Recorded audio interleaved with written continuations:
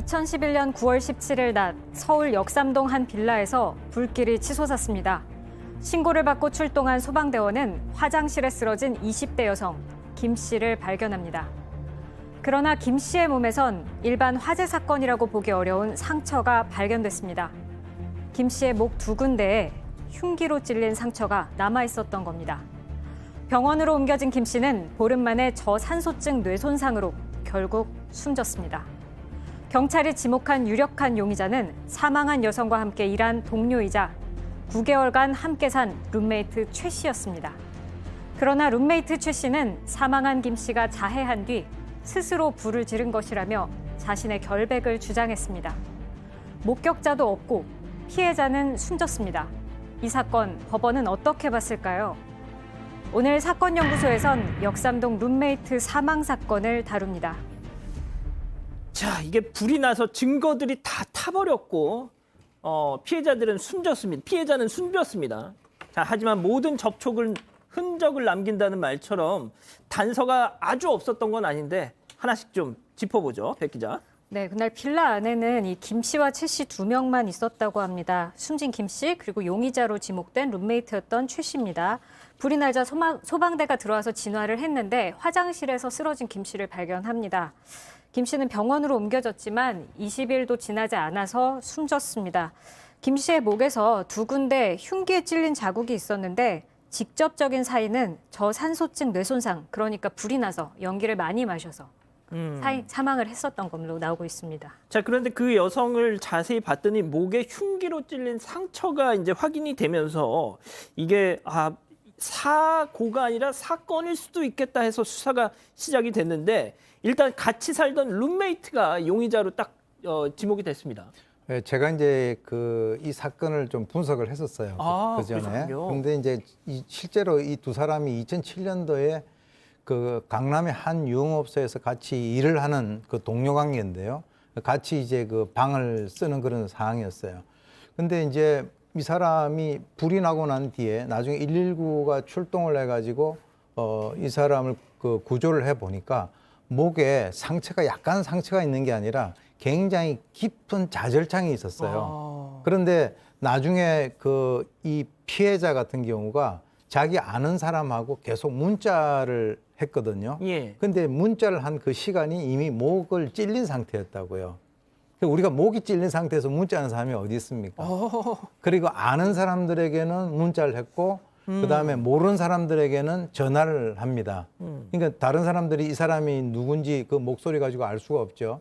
그리고 이제 나중에 처음에는 이 119가 출동해서 잘 몰랐는데 나중에 자세히 보니까 손하고 발하고 이렇게 묶인 자국이 있었어요. 맞습니다. 그래서 이것은 이제 그 같이 있는 그 여성이 범인이 아닌가. 그리고 그 같이 있던 여성이 얘기하는 것을 보게 되면 김 씨에게 빌려간 돈 4,700만 원을 갚으라고 얘기를 하니까 내가 죽으면 4천만 원 정도 뭐 생명보험금이 나오니 이를 가져가라 이렇게 얘기를 했다라고 하는 거죠. 그래서 그 칼 자국이 자기가 찌른 게 아니라 그 피해자 스스로가 자기를 자해했다라고 했는데 당시에 법의학적인 그 검토를 해보니까 칼을 찌르는 방향 같은 것들이 혼자서 찌르려면은요 한 번 찌르고 난 뒤에 또 바꿔가지고 찔러야 되는 그런 상황이 돼가지고 그 당시에 경찰이 바로 같이 사는 이 여성을 유력한 그런 용의자로 지목을 한 그런 사건입니다. 자, 그렇다면 이 룸메이트 최 씨 자기 혐의를 그때 인정을 했었나요?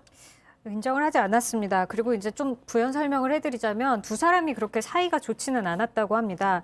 일단 이 최 씨가 예전에 김 씨가 기르던 반려견에게 뭐 약을 먹여서 좀 숨지게 하는 일 이런 것도 있었고 또 김 씨에게도 약을 먹여서 좀 정신을 잃게 하거나 이런 상황도 있었다고 합니다.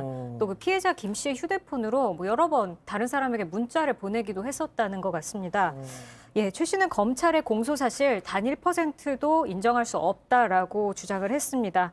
아까 전에 했던 얘기랑 다시 반복이 되긴 하는데요. 피해자가 자기에게 일단 4,700만 원의 빚을 졌고 이를 갚기 힘들 것 같자 자기가 흉기로 자기 목을 찌르려고 했고 자기는 여기서 이 사람을 말리는 과정에서 목 부위가 흉기에 찔리게 됐을 뿐 자기가 찌른 것은 아니다라고 말했습니다. 또 자기는 오히려 지혈을 해주고 집을 떠난 상태였고 불은 그 다음 날, 그러니까 그 이후에 났다는 거죠. 자, 박 변호사님. 네. 이제 재판이 시작됩니다. 네. 1심 판단은 어떻게 나왔습니까? 자, 검찰은 이게 현주건조물 방화 치사랑 살인미수 두 개로 기소를 했어요. 살인미수. 살인을 하려니까 실패를 했어. 치명상을 못 입히니까 불을 질려서 죽였다. 이 두 가지가 기소 내용인데 지금 계속 부인을 하고 있는데 재판부 입장에서는 납득할 수 없는 얘기로 계속적으로 혐의를 부인하기 때문에 요거는 전혀 반성하지 않는다면서 징역 18년을 선고했는데 가장 문제가 두 가지 정도 증거로 보입니다. 자신한테 자해를 한다 그러면 이 주저언이라고 통상 맞습니다. 얘기해요. 흔적 중에 스스로 자해를 하게 되면 참 무섭기 때문에 주저하면서 다른 데 흔적들이 있는데 그 주저언이 전혀 없다라는 거. 오 교수님이 좀 설명을 좀 했지만 상처 부분 자체가 좀 이해하기 어렵다라는 거. 그리고 휴대전화가 나중에 썼다라는 거. 그것도 말이 안 된다. 이런 것들을 봤을 때는 이게 본인이 직접 했을 가능성도 있다. 또 지금 나오고 있는데 피해자 휴대전화를 이용해가지고 기름을 배달해가지고 나중에 방화를 했다는 거. 이런 등등의 증거를 봤을 때는 자신한테 혐의를 피하기 위해서 이것을 피했던 게 아닌가라고 법원은 판단을 했습니다. 자, 이 최모 씨 피고인 1심 판결에 불복해서 항소를 했는데 자, 네. 2심부터 네. 정말 좀 놀라운 상황이 벌어집니다. 네, 항소심에서는 무죄 판단이 나왔습니다. 그러니까 완전 극과 극이죠. 근데 조금 전에 있었던 뭐 여러 가지 이제 1심에서 유죄를 판단했던 이유, 그러니까 처음에 뭐 본인이 4,700만 원을 빌려줬다라고 했지만 그게 거짓이라고 1심 판단했는데 항소심에서는 이 피해자가 자존심 때문에 그걸 외부에 알리지 않았을 수도 있다. 채무가 있었다는 사실을. 그러니까 이제 다 가능성으로 보는 겁니다. 두 번째 아까 주저언이 없었다는 표현을 썼었는데 예. 그걸 떠나서 자해를 해서 목에 상처가 나서 의식이 잃을 정도의 수준은 아니었던 것으로 보인다. 의식을 잃지 않았었다면 문자도 본인이 보냈을 수도 있는 거고 본인이 보냈을 수도 있는 수도 거고요. 있다. 가능성입니다. 제가 예. 말씀드린 것. 그리고 과다 출혈이 발생하지 않도록 빠른 시간에 지혈한 점을 볼 때 피해자 스스로 자해했을 가능성을 배제하긴 어렵다.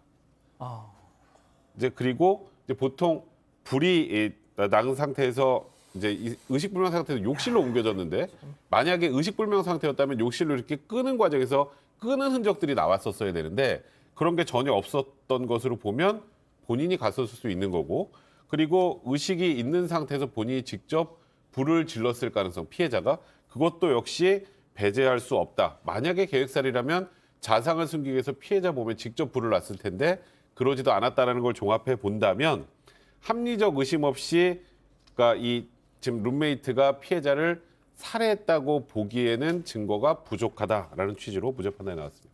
그러니까 다시 정리해드리면 1심 재판부 판단은 징역 18년, 2심 재판부는 완전히 바뀌어가지고 무죄가 나왔습니다. 자, 이게 대법원까지 갔어요, 백 변호사님. 네. 예, 대법원 판단은 어땠습니까? 대법원도 항소심의 무죄 판단을 받아들였습니다. 하하. 그러니까 결국은 무죄로 끝이 난 사건인데요.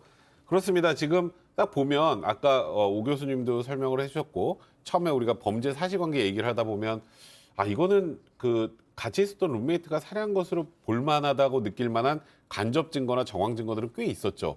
하지만 이것 플러스 말 그대로 이거는 살인 사건이라고 볼 만한 명확한 증거는 부족했다라고 본 겁니다. 그러니까 검찰이 제출한 증거만 가지고는 이 룸메이트가 피해자를 살해하고 불을 질렀다라고 인정하기는 부족하다고 해서 대법원은 최종적으로 무죄를 확정했습니다. 박 변호사님, 네. 박 변호사님도 군에 계실 때 네네. 검사를 해보셨잖아요. 판사도 해보고요. 예. 네. 아니 그런데 이제 주저흔이라는 거 네. 그리고 심지어 아까 이제 저희가 오 교수님이 잠깐 그 설명도 했는데 결박 흔적도 있었어요. 세상에 그렇죠. 발은 묶을 수 있죠, 본인이.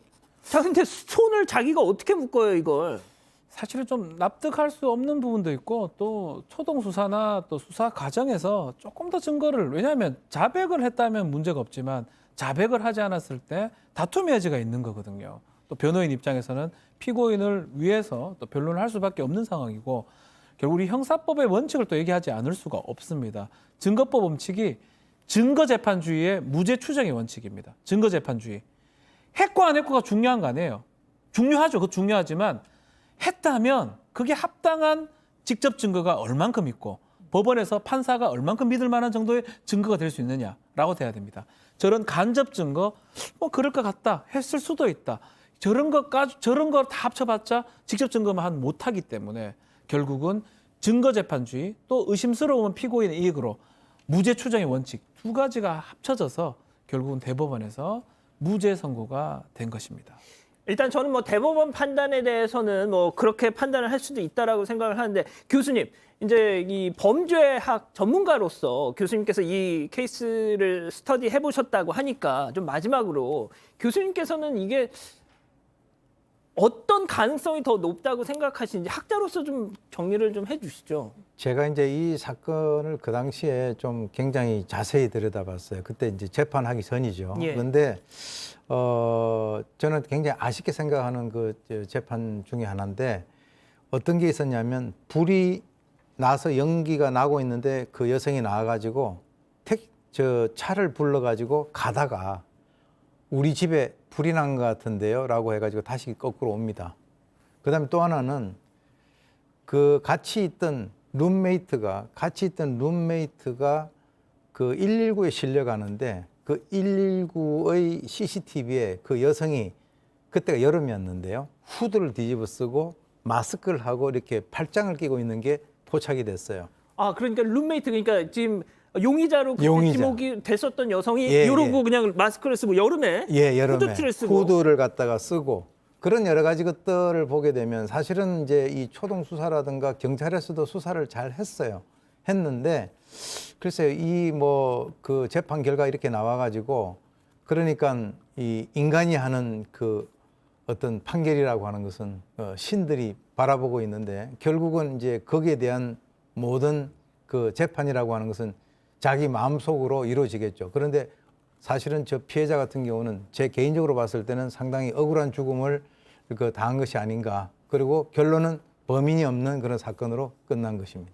그러니까 뭐 의심스러울 때는 피고인의 이익으로 판단을 하는 게 맞죠. 맞는데 저는 좀 안타까운 것이 이게 결국 미제 사건이 됐고 교수님 말씀하신 대로 이 고인만 정말 좀 억울한 상황이 됐다. 이런 부분이 조금 안타깝다는 생각이 듭니다. 이 사건 볼 때마다. 알겠습니다. 이렇게 정리하고요.